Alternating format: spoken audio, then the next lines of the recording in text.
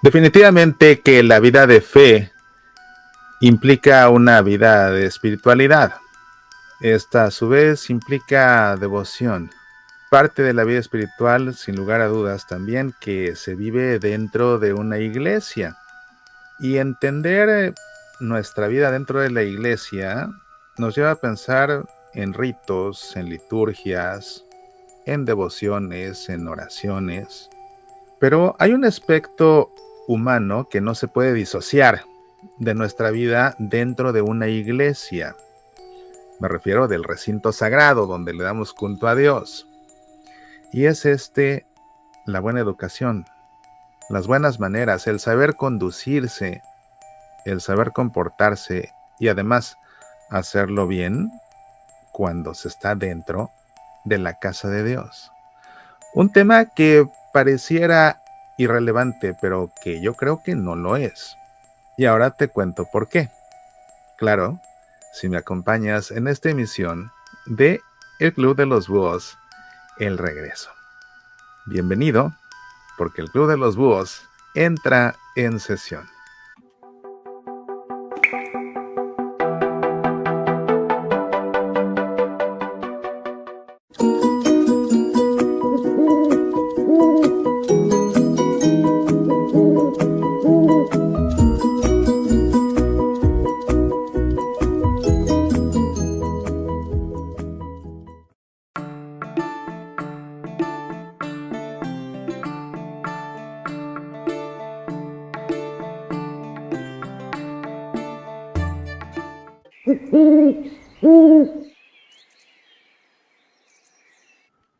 ¿Cómo estás? Me da mucho gusto por fin poder saludarte después de una ausencia totalmente involuntaria y por razones ajenas a mi voluntad.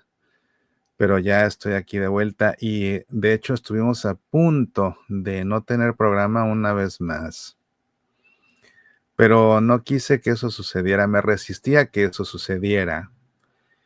Y te cuento por qué mientras termino de difundir en nuestro programa a través de las diferentes redes sociales. Sabes que hace 2 semanas iba a tener nuestro programa. De hecho, estaba ya sentado aquí, ya con mi playera del Club de los Búhos.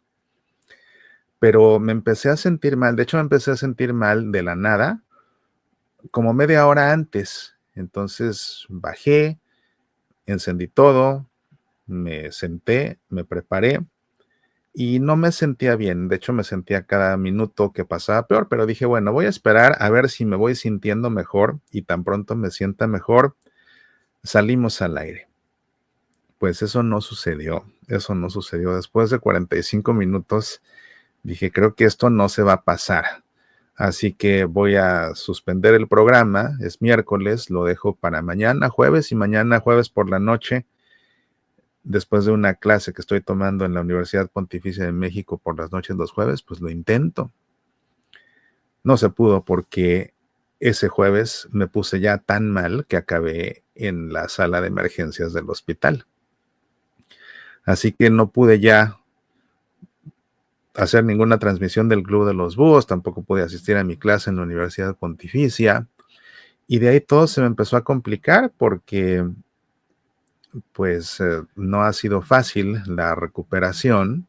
Ese sábado posterior a esta hospitalización tenía yo agendada una presentación, me habían invitado en un evento mariano a dictar una conferencia que incluso estuve anunciando por aquí, una conferencia sobre el dogma de la Inmaculada Concepción de María y la Mariología de San Maximiliano Kolbe, con toda la pena y hasta angustia. Tuve que avisarle a los organizadores, de hecho desde el hospital, ¿saben qué? Que me acaban de hospitalizar, no sé si voy a poder estar con ustedes o no, mañana viernes les aviso en cuanto sepa, y no, el viernes muy temprano, hablando con los médicos, me dijeron olvídelo. Así que tuve que cancelar esta participación en su evento, cosa que pues me llenó de pena, me preocupaba también porque pues ya el evento estaba preparado y después pues la cancelación fue prácticamente de un día para otro. Ya había yo anunciado también, a lo mejor había quienes ya estaban listos para asistir porque habían visto los anuncios que había yo estado difundiendo, en fin, pero tuve que cancelar. Definitivamente esto me rebasó. Y luego el domingo me sentía, pues, o sea, era imposible. Entonces no pude ir a misa el domingo, pero al menos ese domingo pude sintonizar una misa por televisión en vivo y seguirla desde ahí, que nunca es lo mismo, por supuesto, ni la suple ni nada. A fin de cuentas, los que están enfermos tienen dispensa de asistir a la Santa Misa, pero sí que es un buen recurso espiritual poder sintonizar una misa en vivo. Y de ahí para acá no ha sido fácil. Me advirtieron que la recuperación iba a ser sumamente lenta, cosa de un mes al menos. Así que he estado batallando con, pues, con el dolor, con falta de energía y demás. La semana anterior tenía yo la intención de hacer otra emisión, de retomar el Club de los Búhos, y no se pudo, me sentía tan mal que fue imposible.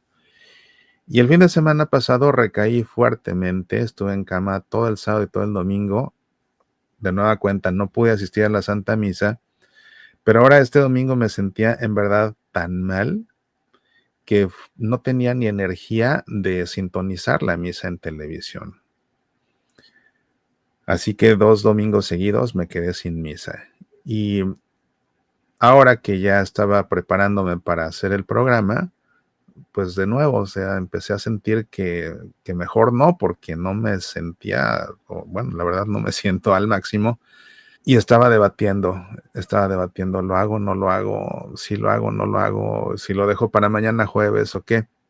Pero de pronto empecé a recordar, dije, bueno, ya van 2 programas que no hago, cancelé una conferencia, van 2 misas que no hago, a la que no asisto en domingo, incluso la de esta vez ya ni por televisión la pude ver, y dije, no, no, no voy a hacer esto, que además de la enfermedad, que es real, eh, pues esté teniendo una especie de ataque espiritual por esa vía, para minar también mi espiritualidad y para pegarle a mi apostolado también. Y dije, no, eso no lo puedo permitir. Entonces, pues aquí estoy para hacer el programa, un programa que será sencillo, no sé si sea tan largo como acostumbramos, pero aquí estoy con la idea de que no desaparezca el Club de los Búhos.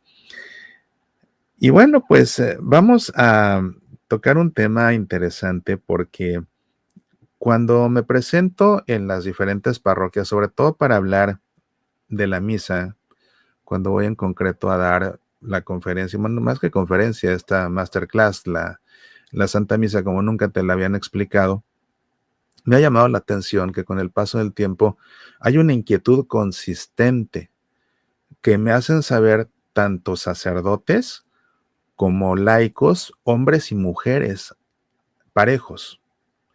Y yo creo que la proporción es la misma. Y cuando voy a una parroquia, donde sea, en la ciudad que sea, me insisten mucho que toque el tema.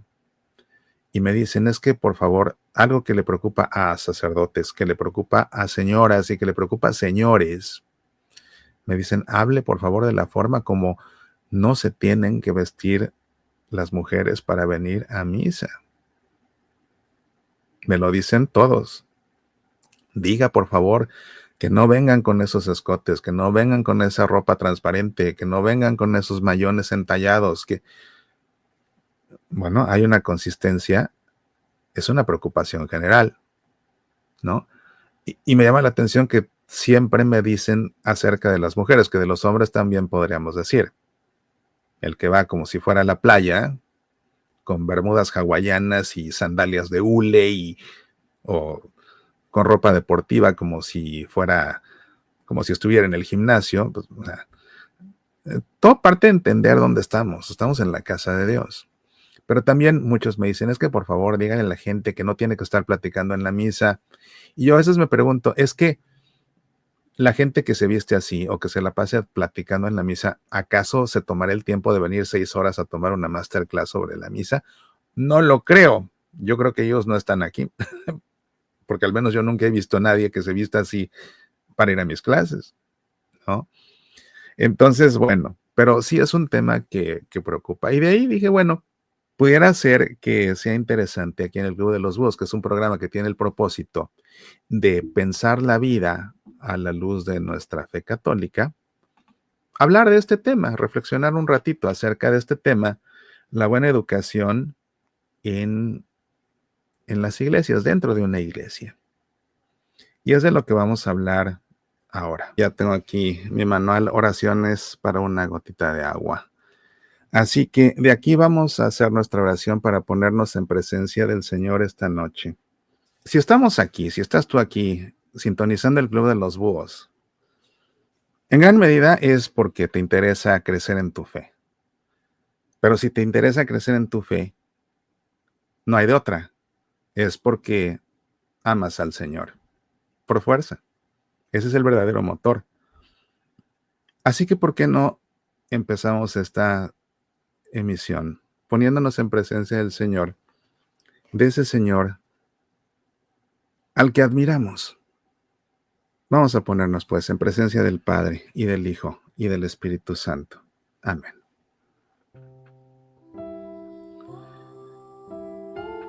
Te admiro, Jesús bueno, por lo mucho que me amas, por lo tanto que me perdonas, por seguir a mi lado, incluso cuando te abandono. Te admiro, Jesús bueno, tú eres la verdad frente a la mentira. Tú eres la luz ante la oscuridad. Tú eres el amor frente al odio. Te admiro, Jesús bueno. Tu generosidad no tiene límites. Tu cruz abraza a todos los hombres. Tú fuiste enviado para mi salvación. Te admiro, Jesús bueno. No permites que nadie me pierda. No quieres que nadie me condene. No deseas que caiga y no me pueda levantar. Te admiro, Jesús bueno. Tu cruz es mi salvación. Tu cruz es signo de tu amor por mí. Tu cruz es mi redención. Amén. En el nombre del Padre, y del Hijo, y del Espíritu Santo. Amén. Antes de que entremos en la reflexión de nuestro tema, vamos a saludar, como siempre, a nuestros amigos que ya se están conectando por aquí. Hola, bueno, ¿cómo estás? ¿Qué pasó? ¿Me extrañaste? ¿Y extrañaste a nuestros amigos? Dice que sí. Pues vamos entonces a tocar este tema que me parece interesante. Y saben ustedes que se me ocurrió muchas veces para pensar qué tema tocar aquí en el Club de los Búhos. Doy un vistazo a mi extensa biblioteca y me quedo contemplando los libros. Porque hay varios programas, como que esta temporada además del Club de los Búhos se ha caracterizado por eso, ¿no? Porque como que reflexionamos a partir de un libro. Entonces me pongo a ver los libros, a ver qué se me ocurre. Y vi uno entre todos los libros que me llamó la atención. Es un libro que ya les había presentado aquí, no me acuerdo en qué programa, no sé si fue en el Club de los Búhos o en qué, pero hice un programa en enero sobre ciertos libros que me traje de México, que me obsequiaron allá y que me traje. Y entre ellos, algo que para mí llegó a ser un tesoro. Está todavía forrado porque es un libro que usé en la secundaria. Pero mira, déjame presumirte. Mira, este libro lo usé en 1983 y 84, que fue cuando entré a la secundaria. Y miren qué condiciones se encuentra. Está así forrado porque así nos exigían. Entonces está forrado con papel manila rojo, que eso sí ya como que se ha vuelto más rosado con los años. Pero ves su plástico, su forro de plástico me lo forró mi mamá. Me lo forró mi mamá. Impecable todavía sigue el forro. ¿Ves? Para que veas, así cuidaba yo mis libros que siempre han sido un tesoro para mí. Y este libro resulta ser el Manual de Urbanidad y Buenas Maneras de Manuel Antonio Carreño. Es el famoso Manual de Carreño, o que muchos le dicen el Carreño, o le decían, porque a lo mejor ya ni saben qué es el Carreño, pero bueno, yo creo que muchos contemporáneos a mí, o muchos coetáneos, mejor dicho, habrán oído del Carreño. y habrán estudiado el Carreño. Este libro de Carreño, el manual de Carreño, es eso, es un manual de urbanidad y buenas maneras, porque en la secundaria llevábamos la materia de urbanidad y buenas maneras. Y todos los viernes, recuerdo, era la última clase de la semana que teníamos y nos daban la clase basándonos aquí en este libro que mi mamá me compró los libros que me habían pedido para la secundaria desde que salí de vacaciones de sexto de primaria. Fuimos con la lista de útiles y eso, me compró todos los libros y cuando mi abuela se percató que entre los libros estaba el manual de Carreño, lo tomó prestado y a lo largo de todas las vacaciones me ponía con ella en las tardes después de darme mi clase de piano a estudiar el manual de Carreño.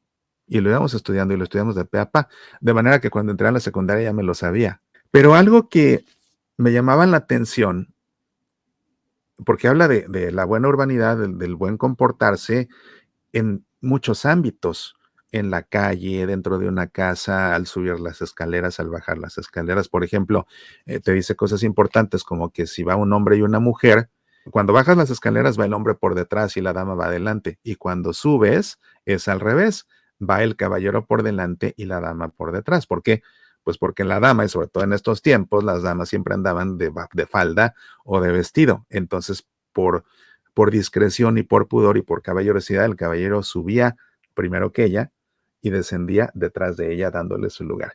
¿Y de qué lado se camina en una acera? Que la dama siempre tiene que ir pegada a la pared y el hombre va del lado del arroyo para que si pasa un auto y pasa por un charco y salpica, salpique al caballero y no salpique a la dama. Todo ese tipo de reglas, cómo conducirse cuando uno va de visita, cuando uno recibe una visita, cuando uno se sienta a la mesa, cómo se come cada platillo, lo que se hace, lo que no se hace, eh, cómo se conduce uno en una fiesta, cómo se conduce uno en un baile, cómo sentar a los invitados que se invitan a cenar a la casa. Todo viene aquí en el manual de urbanidad y buenas maneras, que es lo que realmente así es el que se sabe este manual o cualquier manual de urbanidad y lo aplique en su vida, eso es lo que acaba distinguiendo siempre a una dama y a un caballero de todos los demás, es la verdad. Pero dentro de todos estos ámbitos que el manual explica cómo comportarse bien, menciona también a la iglesia. Fíjate qué interesante. Tiene un capítulo que habla sobre la urbanidad, sobre las buenas maneras, sobre cómo conducirse con buena educación dentro de las iglesias. Así que vamos a leer, tomé el libro, me acordaba yo que existía ese apartado, simplemente lo tomé, lo validé y sí, vi que sí existe el apartado, es el artículo, es el artículo 2 del capítulo 4, porque el capítulo 4 dice, del modo de conducirnos en diferentes lugares fuera de nuestra casa. Y ahí el artículo 1 habla del modo de conducirnos en la calle y el artículo 2 habla del modo de conducirnos en la iglesia. ¿Ves? Entonces, una vez que validé que efectivamente, como yo recordaba, se hablaba de eso, dije, bueno, es de lo que vamos a hablar. Pero no lo he leído, o sea, lo leí en su momento, pero no he leído lo que dice el manual aquí, así que lo vamos a leer juntos. Y quizás haya cosas que te parezcan arcaicas. Hay que entender que esto, fíjate, esto se escribió en la época previa al Concilio Vaticano II. A fin de cuentas, la buena educación persiste, ¿no? Pero se escribió entendiendo que la gente iba a misa en esos tiempos. Vamos a ir viendo qué sigue aplicando y qué no. Y lo que no aplique, si hay algo que no aplicara, pues vamos a ver de qué manera se tomaba en serio esto en su momento, para ver qué se puede retomar o qué se puede aplicar en la actualidad. Bueno, vamos a hacer la lectura. Otra vez, el Club de los Búhos tiene el propósito de reflexionar la vida a la luz de nuestra fe. Para quienes sintonizan el Club de los Búhos por primera vez, no es un programa académico, es un programa de conversación entre amigos que somos el Club de los Búhos. Y bueno, vamos a ver. La iglesia, como antes hemos dicho, es la casa del Señor y por tanto un lugar de oración y recogimiento, donde debemos aparecer siempre circunspectos y respetuosos. con un continente religioso y grave, y contraídos exclusivamente a los oficios que en él se celebren. Mira, por ejemplo, ahí, antes del Vaticano II, la Iglesia hablaba de oficios. Después del Vaticano II ya no hablamos de oficios, hablamos de celebraciones litúrgicas. Entonces, bueno, cambiemos el término oficios por celebraciones litúrgicas. Dice el manual, es un error lastimoso y en que jamás incurran las personas que poseen una educación perfecta, el creer que sea lícito conducirse en la iglesia con menos circunspección, respeto y compostura que en las casas de los hombres. Y a la verdad, sería una monstruosa contradicción el admitir y practicar el deber de manejarse dignamente en una tertulia, o sea, en una reunión de amigos en tu casa, y ofrecer al mismo tiempo el ejemplo de una conducta irrespetuosa y ajena del decoro y la decencia en el lugar sagrado en que reside la majestad divina. Ahí se establece ese contraste, ¿no? Si vas de visita a una casa y te comportas con decencia, ¿por qué no habrías de comportarte con decencia en la casa de Dios, en la iglesia que es la casa de Dios y no la casa de los hombres? Pero los calificativos aquí que emplea, superlativos además, o sea, sería una monstruosidad, dice, no portarte bien en la casa de Dios cuando te portas bien en las casas de los hombres. Desde que nos acercamos al dintel de la puerta, quitémonos el sombrero y no volvamos a cubrirnos hasta después de haber salido a la calle. Bueno, en la actualidad, no todos usan sombrero, algunos como tu servidor sí. Yo sí uso sombrero y uso sombrero de vestir. Uso sombrero de vestir en verano para taparme el sol por problemas en la piel y en invierno por el frío que hace. Entonces uso sombreros de vestir de lana para taparme del frío. Pero la mayoría de la gente no usa sombrero, pero sí usa sus gorras y sus cachuchas. Entonces, obviamente, pero fíjate aquí que no dice que cuando entras a la iglesia, dice aquí, desde que nos acercamos al dintel de la puerta, quitémonos el sombrero y no volvamos a cubrirnos hasta después de haber salido a la calle. No dice en misa, dice en la iglesia. Desde que nos acercamos a la entrada de la iglesia, nos quitamos el sombrero o la gorra o la cachucha. No es solo, bueno, es que voy a entrar, pero no voy a detenerme en la iglesia porque voy a uno de los salones, entonces pues entro con mi gorra y me sigo para... No, eso es de mala educación. ¿Por qué? Porque al momento que tú cruzas estás entrando en un recinto sagrado, que es la casa de Dios.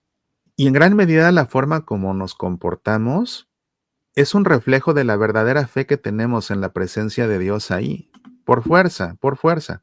Porque nos comportamos según quien tenemos enfrente, según quien vemos y su jerarquía o su autoridad o su dignidad.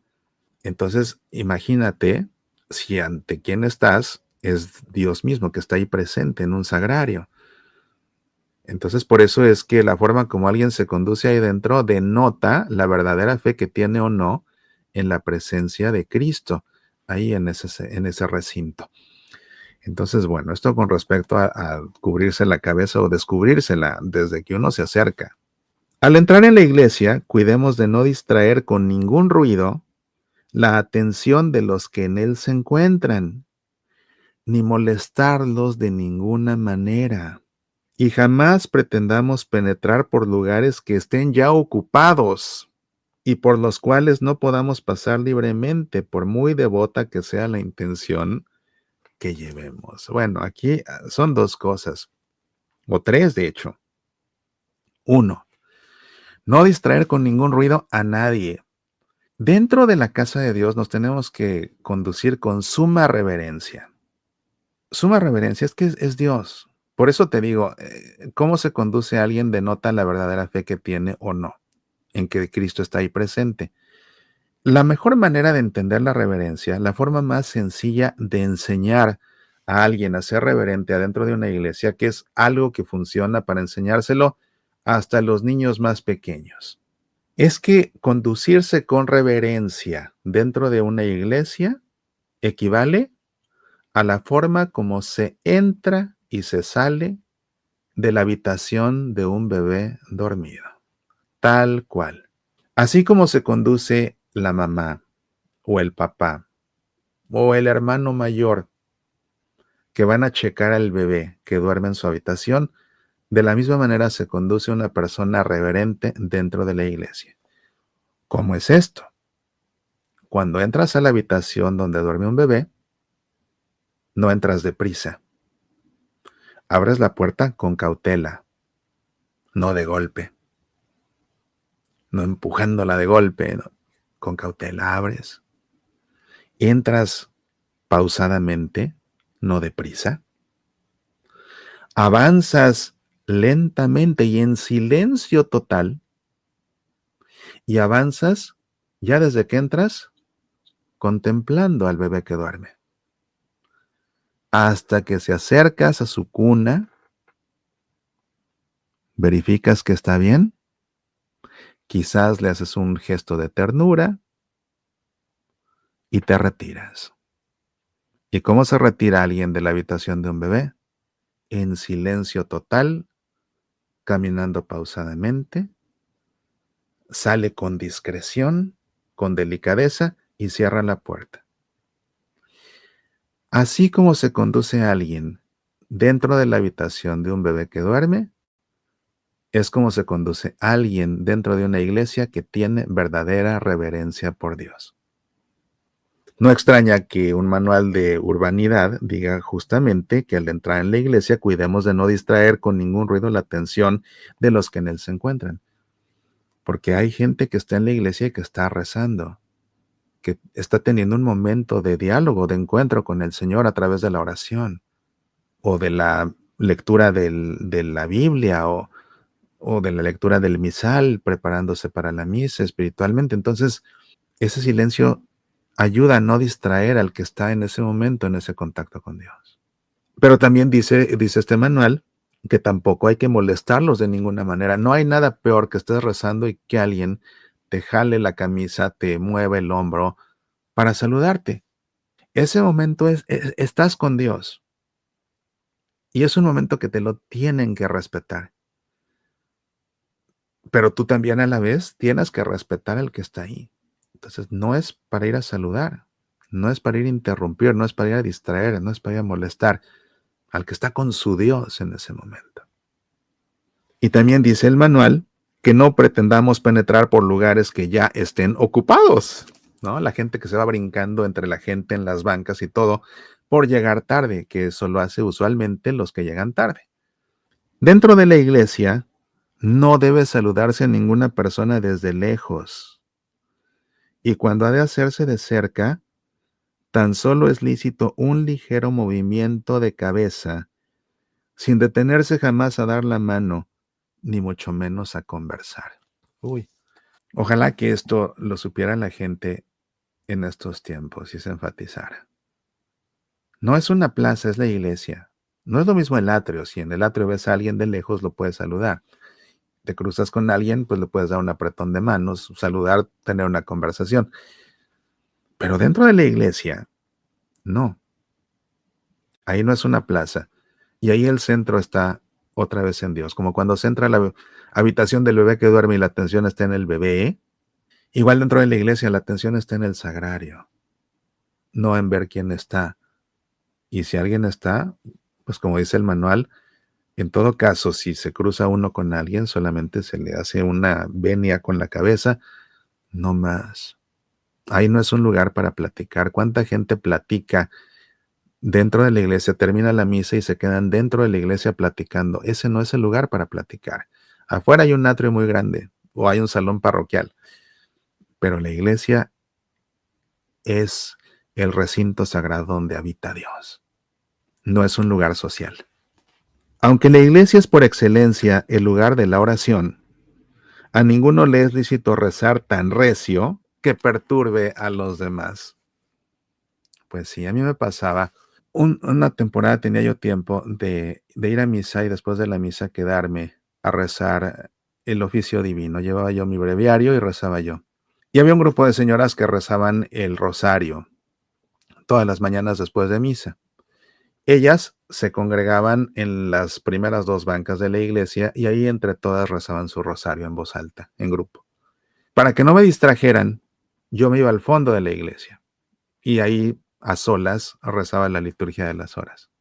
Pero todos los días, todos los días, todos los días, llegaba una señora que no había ido a la misa, que llegaba pues un poco tarde al rosario, no sé, a lo mejor tenía que llevar a sus hijos a la escuela y llegaba cuando podía llegar, está bien, pero siempre se sentaba junto a mí en la última banca de la iglesia y desde ahí le contestaba las Ave Marías a las que estaban rezando el rosario en la primera banca de la iglesia, con todas sus fuerzas.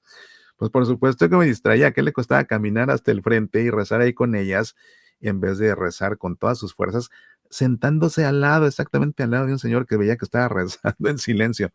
Entonces, pues sí, y eso suele suceder, a veces incluso en las capillas de adoración, que alguien entra y empieza a rezar, y aunque no reza en voz alta, sí reza cuchicheando lo suficientemente fuerte como para distraer a todos. Eso es falta de educación, eso no es piedad. Eso es un hábito muy malo, es lo que es. Abstengámonos de apartar la vista del lugar en el que se celebran los oficios para fijarla en ninguna persona, especialmente del otro sexo. Fíjate otra vez aquí, hace referencia a los oficios. Pero cambiémoslo por liturgia. ¿Dónde se celebra la liturgia? Pues en toda la iglesia, ciertamente, pero especialmente está en el altar. O está en todo el presbiterio, porque puede ser la sede del sacerdote cuando está diciendo lo que tiene que decir desde su sede, está en el ambón cuando se proclaman las lecturas y se predica la homilía, lo demás sucede en el altar. Entonces dice el manual que no apartemos la vista de ahí para fijarnos en otras personas, y aquí dice sobre todo personas del otro sexo. Bueno. Se falta el respeto debido a las personas que se encuentran en la iglesia, a más de ofenderse a la divinidad, omitiendo aquellos actos que, según los ritos de la iglesia, son propios de cada uno de los oficios, de las liturgias, que se celebran. Por esto, las personas bien educadas se abstienen de penetrar en las iglesias destinadas al culto de una religión diversa a la suya, cuando no están dispuestas a someterse a las prácticas que ella establece. Y pues sí, esto es interesante. No sé si te ha pasado que estás de visita en otro país o en otra ciudad, no sé, y te encuentras un templo budista o una sinagoga y no sabes cómo conducirte dentro porque no conoces cómo son sus normas, no sabes que a lo mejor cierta actitud, cierta postura, cierta forma de vestir pudiera resultar ofensiva o no. Y son momentos en los que uno no debe dejar que se imponga la curiosidad. Por lo mismo, porque lo que menos quiere uno, digo, aunque uno no crea en lo que creen los demás, por caridad uno tiene que respetar la espiritualidad de los demás. Y lo que menos quiere uno es ofenderlos por ignorancia y por curiosidad, ¿no? Es a lo que se refiere esta norma de este manual. No tomemos nunca asiento en la iglesia sin que por lo menos hayamos hecho una genuflexión hacia el altar. En una mujer sería grave falta el sentarse antes de haber permanecido algunos instantes arrodillada. Y dice aquí, fíjate aquí, a propósito de la genuflexión, dice aquí, en una nota al pie, la genuflexión debe hacerse siempre doblando la rodilla derecha. Eso es algo que explico siempre. Cuando doy la masterclass de la Santa Misa, como nunca te la han explicado, le enseño a la gente cómo tiene que hacer la genuflexión. La genuflexión se le hace en realidad al Señor. Y el Señor está presente ¿dónde? En la Eucaristía. Y la Eucaristía está custodiada, está reservada en el sagrario. Entonces la genuflexión se le hace al sagrario. O sea, cuando llegamos a la iglesia, ¿a qué vamos? A tener un encuentro con el Señor. Entonces, si vamos a la iglesia, vamos, hacemos una genuflexión al sagrario porque ahí se encuentra el Señor. Si el sagrario se encuentra colocado detrás del altar, pues hacemos la genuflexión porque está ahí el sagrario.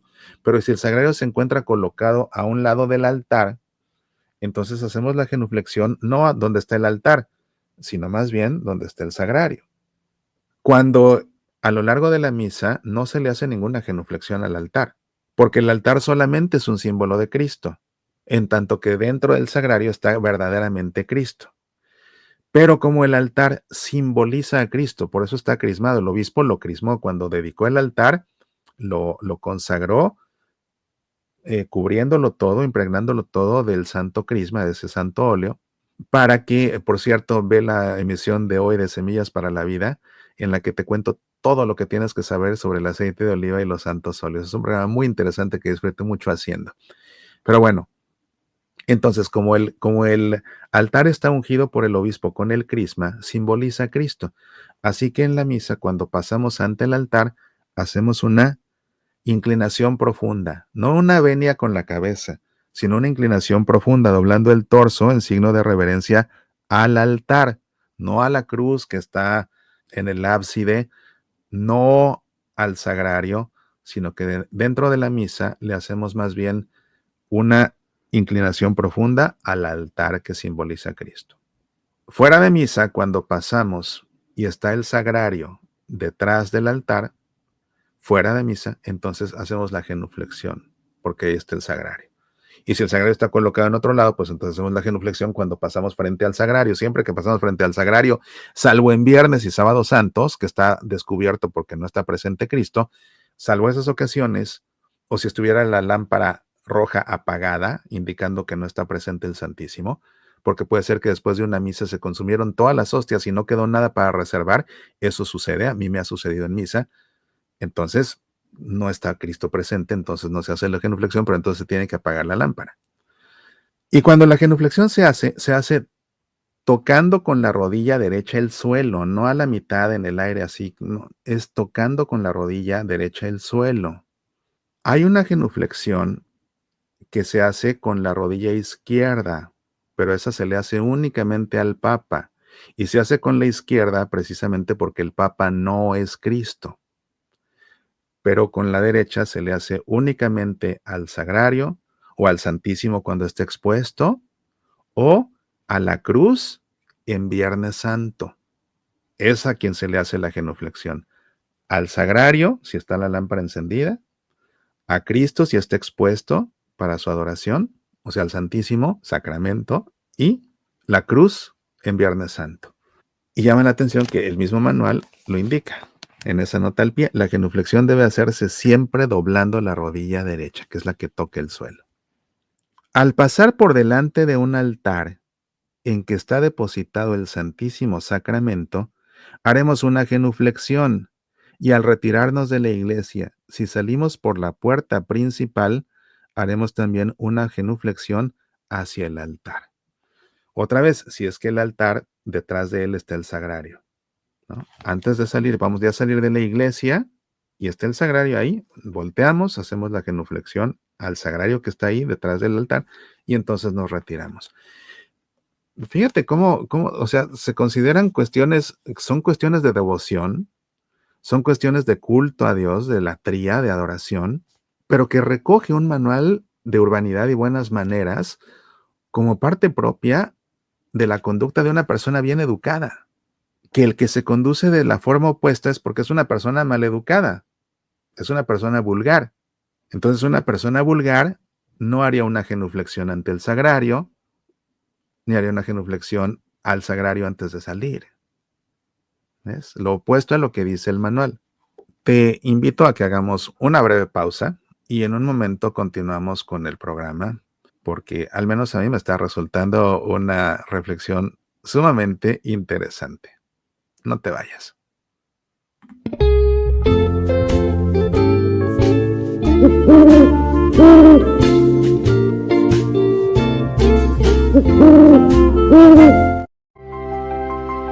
Caminando por la vida, esa bendita nostalgia. Vivir un día a la vez. Prepárate para lo irremediable, el amor de tu vida. ¿Qué esconde tu corazón? Tropiezos y caídas, piedras en el camino. Allí donde no hay amor. ¿Es esto hipocresía? La verdadera causa de la envidia. Tu fe al caer la noche. La verdad que hace daño. ¿Por qué pierden los hijos el camino? Cuando llega la enfermedad. Nadie tiene la vida comprada. Hacia la meta. Que nadie te robe la fe. Vive hasta el final. Atrévete, la vida es corta y una sola. Con ganas de vivir. Otro de mis libros que se ha convertido en un bestseller. Puedes leerlo en Kindle y edición impresa en Amazon. Medita, aprende, apasionate por nuestra fe.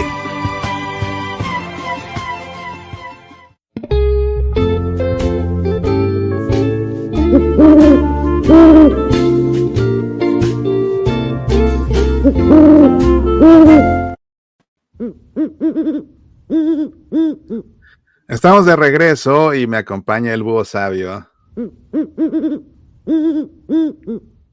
María, hermano Mauricio se ve muy desmejorado, no había estado así de temprano en su programa. Gracias por las porras, mi querida María, gracias por las porras. Pues es que no ando bien, pero pues aquí con mucho cariño y con lo que tengo de fuerza esta noche, pero eso sí, con mucho entusiasmo y cariño para ustedes, pues aquí estoy. Pero mejor estar así que no estar, ¿no? Mejor así que no estar. Lo que sí, por supuesto, eso ya lo había dicho y eso sí que les quede claro. Si voy a dar al hospital otra vez, por favor, no esperen, porque yo no soy de esos. No esperen que empiece a poner videos de mí ahí en la cama y con esa batita ridícula que le ponen a uno. No. Hay que cultivar también la virtud del decoro, ciertamente, y también la virtud del pudor. Entonces a mí no me late eso de andarse exhibiendo ahí desde la cama del hospital, andar ahí haciendo programas en vivo y vean todos qué mártir soy, que estoy desde aquí. No, tampoco es para tanto, ¿no? Al menos aquí pues no verán ustedes eso nunca, pero bueno, no estoy en el hospital y aunque no me vea tan bien como dice María, pues aquí estoy, eso sí, con mucho cariño. Pau dice, deberían dar esas clases en estos días, vaya que nos hace mucha falta. Me imagino que te refieres a las clases de urbanidad y buenas maneras. Yo también, yo estoy convencido de que sí, debería en las escuelas darse clases de buena educación, de buena urbanidad y de buenas maneras, porque sí, definitivamente, y sobre todo, Pau, ahora que la vulgaridad se ha vuelto algo tan común que muchos se han habituado, ese es el gran problema de los vicios. Primero los vicios nos repugnan. Después nos acostumbramos a ellos. Y lo malo es que de la costumbre viene la adopción y entonces podemos llegar a adoptarlos. Y luego podemos llegar incluso hasta defenderlos como si no estuvieran mal.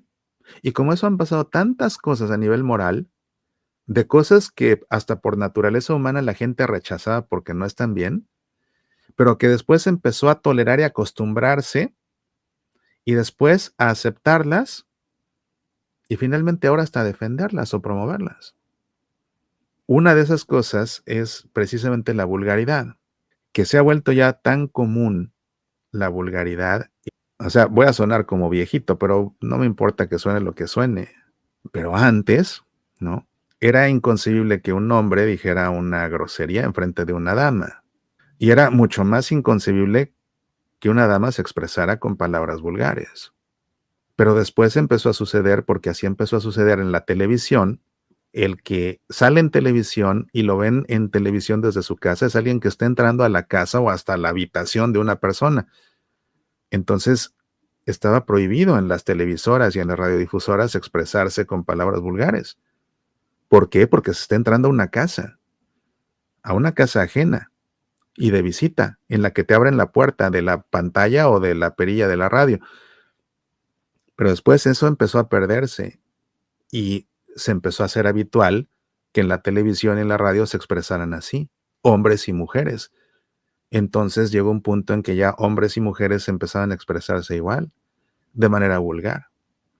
Pero aun cuando eso sucedía, que es pésimo, ¿cuándo alguien iba a imaginarse que un papá se expresara con esas palabras con su hijo? O peor con su hija, o peor que una mamá con su hija, o peor que una hija con su mamá. Y ahora, ¿cuántas veces en un supermercado puede uno escuchar una plática de una mamá con su hija niña y las dos expresándose con las palabras más bajas, soeces, corrientes y vulgares que alguien puede imaginar? ¿Por qué? Porque se acostumbraron y hasta lo adoptaron. Y eso vuelve muy difícil tratar de defender y de inculcar la decencia, mi querida Pau. ¿Cuántas veces sucede que incluso dentro de un ambiente católico, muchos Aves Marías y muchos golpes de pecho y todo eso, pero la forma como hablan adentro de la iglesia incluso es igual? Y son cosas que el manual ni siquiera toca, porque cuando se escribe este manual hubiera sido verdaderamente para rasgarse las vestiduras que alguien dentro de la iglesia se expresara de manera vulgar. Por eso ni siquiera lo menciona, porque es algo que ni por aquí le hubiera pasado a la gente. Y que si se escribiera un manual hoy tendría que destacarse eso. La gente civil dentro de la iglesia no se expresa con palabras soeces, porque eso es lo que sucede actualmente. Entonces, pues sí, yo creo que sí, en las escuelas debería inculcarse la urbanidad como se hacía antes. Y claro, ya sé que van a decir, sí, pero todo tiene que empezar en las casas. Pues bueno, hagamos lo nuestro. Aquí en casa están prohibidas, terminantemente prohibidas las palabras vulgares. Nadie las menciona, nada. Tengo 2 hijos y los dos universitarios. Los dos universitarios. Y aquí jamás de los jamás, y si les ofende que alguien las diga, porque se los inculqué, porque a mí en casa así me inculcaron. En mi casa las palabrotas están tajantemente prohibidas. Entonces, pues sí, todo empieza en casa, pero buen apoyo nos darían las escuelas si en las escuelas se siguieran dando clases de urbanidad y buenas maneras. Definitivamente que sí, Pau. Adriana, la genuflexión se debe hacer cuántas veces pase por el sagrario en un mismo momento. ¿Cómo en un mismo momento? Pues un momento es un momento, sí. Cada vez que se pasa frente al sagrario, se hace una genuflexión. Fuera de la misa, fuera de la misa. Dentro de la misa se hace una genuflexión al sagrario. Si el sagrario está detrás del altar, se le hace la genuflexión al principio y al final. Y el resto de la misa se le hace la inclinación profunda al altar. Eduardo, es correcto, es triste cómo ha pasado el tiempo y ya es como normal hablar así. Falta educación en todos los niveles de estudio y sobre todo en casa. Pues así es, pues hagamos lo nuestro, que todos tenemos una casa a fin de cuentas y ahí podemos imponer nuestras normas también, ¿verdad? Y dar ejemplo. Vamos pues a continuar, búho sabio. Y vamos a continuar donde nos quedamos, aquí con este manual, el manual de urbanidad y buenas maneras de Manuel Antonio Carreño, que alguien dirá, bueno, ese libro es más obsoleto que nada. Hasta este momento, salvo que se refiere a los oficios, que ya no se llaman oficios, porque después de la reforma del Vaticano II ya no se llaman oficios, se llaman celebraciones litúrgicas. Pero salvo esa referencia a los oficios, nada de lo que dice ha parecido fuera de lugar. Quizás sí un poquito exagerado en estos tiempos, cuando dice que las mujeres tienen que estar arrodilladas antes de sentarse. O sea, eso le aplicaría a todos, ¿no? Claro, pues como gesto de reverencia al Señor. Pero fuera de eso, yo creo que todo lo que dice sigue aplicando.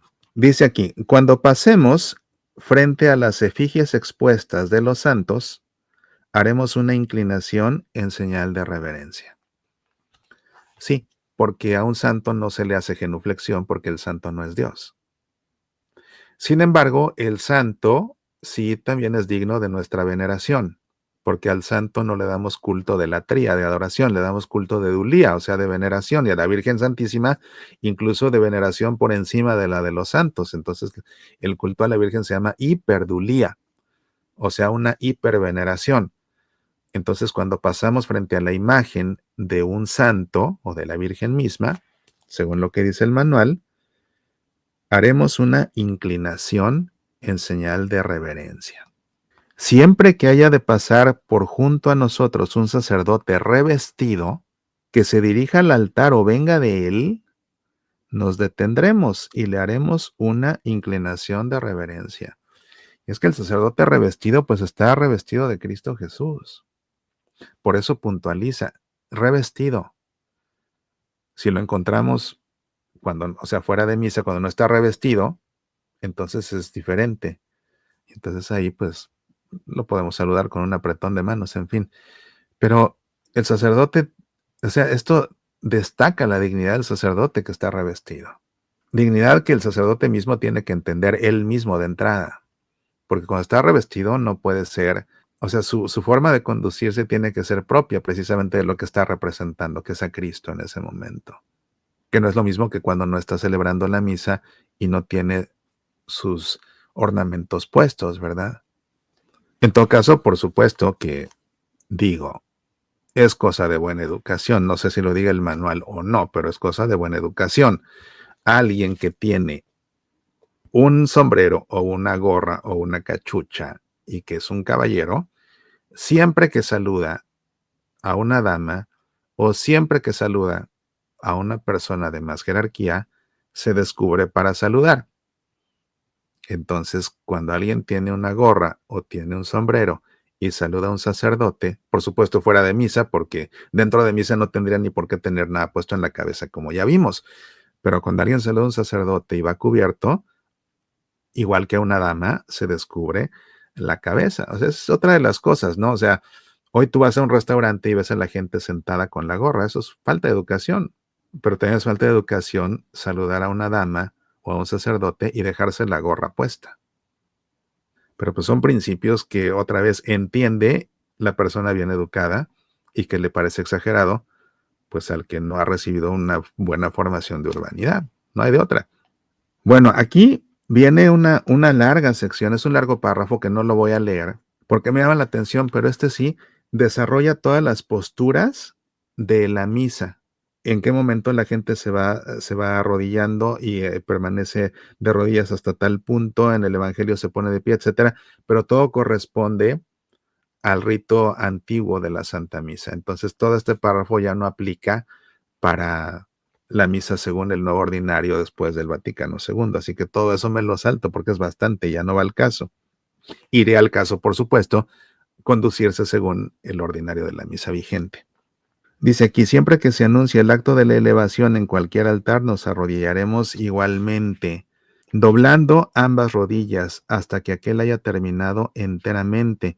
Y cuando se cante en el coro el Incarnatus, nos arrodillaremos de la misma manera y no nos pondremos de pie hasta que no oigamos las palabras et resurrexit, etc. Bueno, en la actualidad se celebra una sola misa en un solo altar, ¿no? Lo que yo extraeré de aquí, aplicable a nuestros tiempos, porque obviamente estás en misa y te pones de rodillas durante la consagración. En Estados Unidos, a lo largo de toda la plegaria eucarística, fuera de Estados Unidos, en el momento de la consagración. Pero lo que sí es un hecho es que si por alguna razón te encuentras, pensemos en el nártex de la iglesia, porque tal vez estás ahí vendiendo boletos para una rifa o promoviendo un evento y estás dando volantes a la gente cuando llega o cuando se va. Estás en el nártex, no estás dentro de la iglesia misma, sino en el nártex todavía que divide, que separa la iglesia del atrio. Y vas a estar ahí todo el domingo y va a haber 5 misas todo el domingo y tú vas a una misa, participas de esa misa, comulgas en esa misa, pero el resto de las misas vas a estar en el nártex. Bueno, cada vez que se consagra, ahí desde el nártex te pones de rodillas. Eso sí, eso sí. Vaya, pues es que vienen aquí, ya son varios párrafos. Tengo que no lo había leído antes de entrar aquí al programa, pero sí son varios párrafos, por ejemplo, de cómo se debe conducir la gente en una misa de exequias de un difunto, pero otra vez conforme al rito antiguo, entonces no aplica para ahora. Esto sí es muy importante. Esto, de hecho, se me quedó muy grabado cuando estudié el manual en su momento.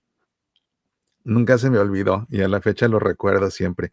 Cuando estemos de pie en la misa, cuando estemos de pie, mantengamos el cuerpo recto sin descansarlo nunca de un lado. Y cuando estemos sentados, guardémonos de recostar la cabeza sobre el respaldo del asiento, de extender y cruzar las piernas, y de tomar, en fin, ninguna posición que de alguna manera desdiga de la severa circunspección que se debe presidir siempre en la iglesia a todas nuestras acciones. Sí, o sea, estás de pie, en la calle o en la cola del supermercado, lo que sea, y de pronto te cansas tantito y entonces como que descansas en una pierna. Aquí es lo que dice el manual. En misa no haces eso nunca, nunca. Te quedas recto, te cansas, te aguantas. Y es cuando me acuerdo precisamente de cuando lo estudié en el manual, que a veces pues también me canso, pero me acuerdo que hay que permanecer recto, ¿no? Fíjate lo que dice aquí, o sea, sentado, pero pues sentado de una forma decorosa y sin cruzar la pierna. Eso se los deberían decir aquí en Estados Unidos. Vaya, la cantidad de gente aquí, hasta sacerdotes, que en lo que hacen la purificación, terminan la purificación y se sientan en su sede y cruzan la pierna. Pues, ¿cómo no le van a dar mal ejemplo a tantos que están en las bancas, a tantos feligreses que están sentados a la hora que se están proclamando las lecturas con la pierna cruzada? No, eso es fatal, eso es fatal. Y pues aquí lo especifica este manual de urbanidad, ¿verdad? De la forma de cómo uno se conduce con buena educación dentro de la iglesia. Cuando lleguemos a un país extranjero y queramos visitar una iglesia, no lo hagamos a horas en que se celebre en él un acto cualquiera para el cual se hayan congregado muchas personas. Pues sí, pues sucede eso mucho, sobre todo en grandes catedrales, en sitios que, donde confluye mucho turismo, que se celebra la misa y la gente se mete, los turistas, como si no estuviera pasando nada. Por eso es por lo que en muchas de esas iglesias se empezó poniendo notas, ¿no?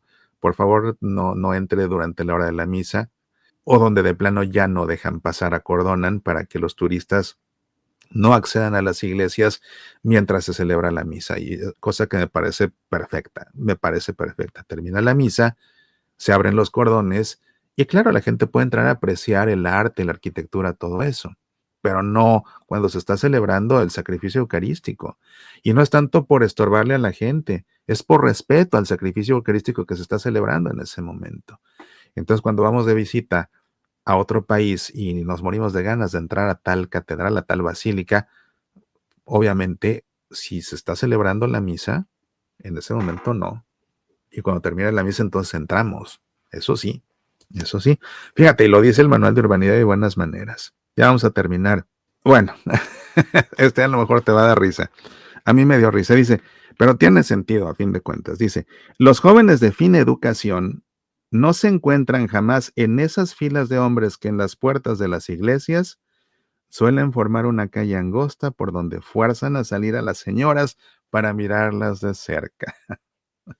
Pues sí, eso es obvio, ¿verdad? Pero qué curioso. Pero lo interesante es que si lo condena el manual de urbanidad es porque era algo que sucedía. Y de hecho mi abuela me platicó una vez, mi abuela era de Morelia, la capital del estado de Michoacán, y una vez, pues justamente cuando terminé este año en la escuela, cuando terminé primero de secundaria, fuimos de vacaciones allá a conocer donde mi abuela había nacido.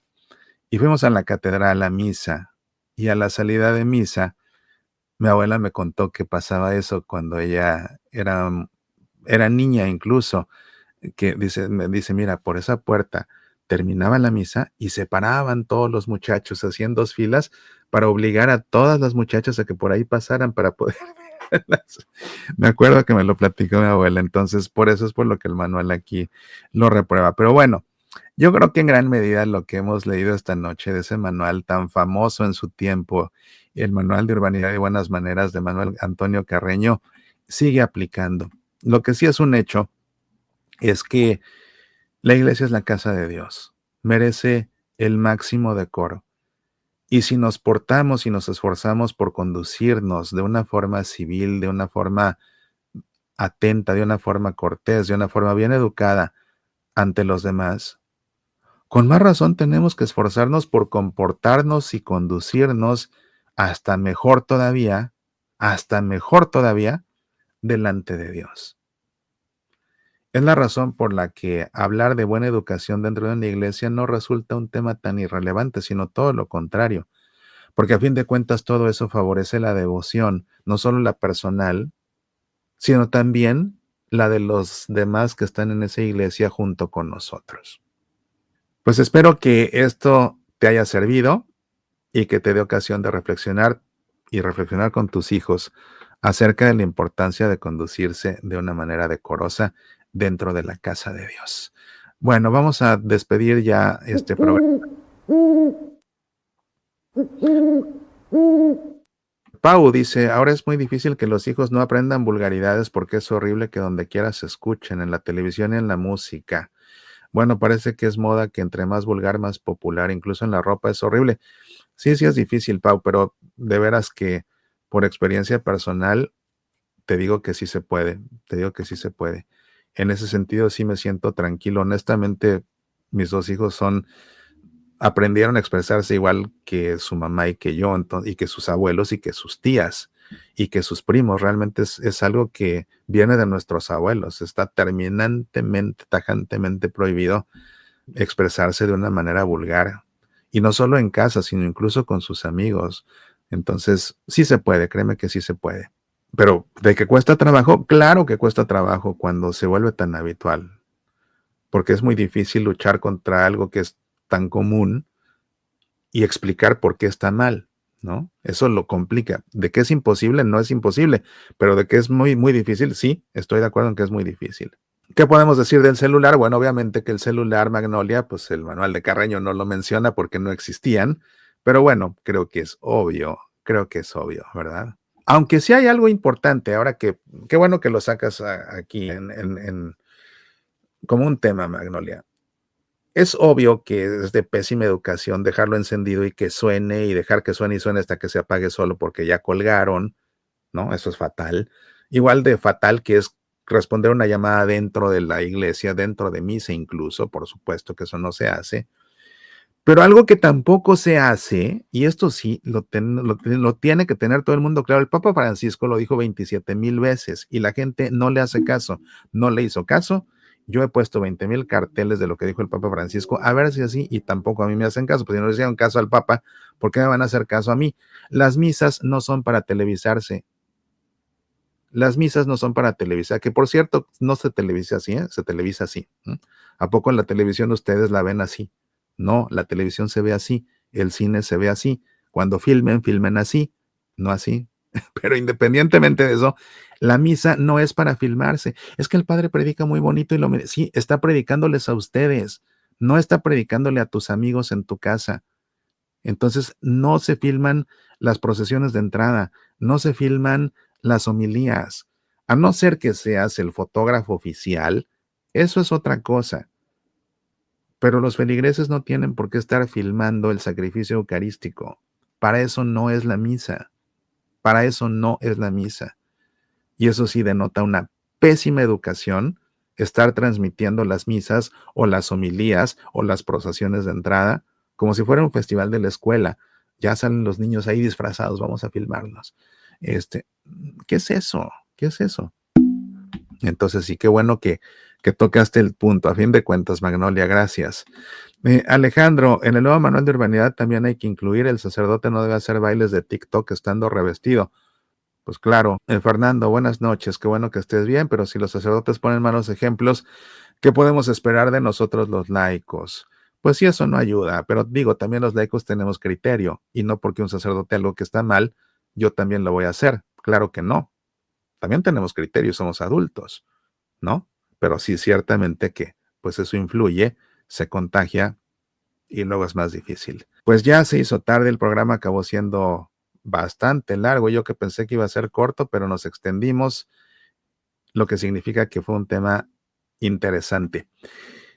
Bueno, nos vemos la próxima. Pues amigos, muchas gracias y con el favor de Dios nos vemos aquí la próxima y nos veremos en Pasión por el Evangelio, que también tuve que suspender el fin de semana pasado, pero pues les digo, no ha estado fácil mi recuperación. Me advirtieron que iba a ser difícil y lenta y así lo está haciendo, es la verdad. Pero bueno, haremos lo que se pueda y con el favor de Dios nos estaremos viendo pronto, ya sea en Semillas para la Vida. Vean el programa del aceite de oliva, está muy bueno. En Pasión por el Evangelio y si no, la próxima semana aquí en el Club de los Búhos.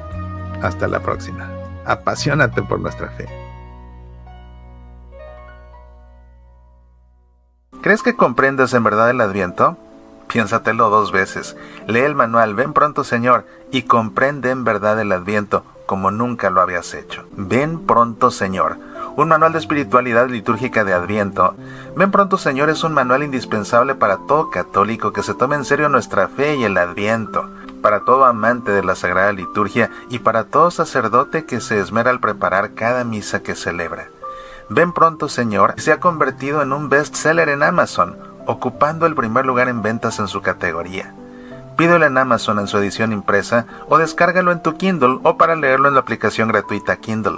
Medita, aprende, apasionate por nuestra fe.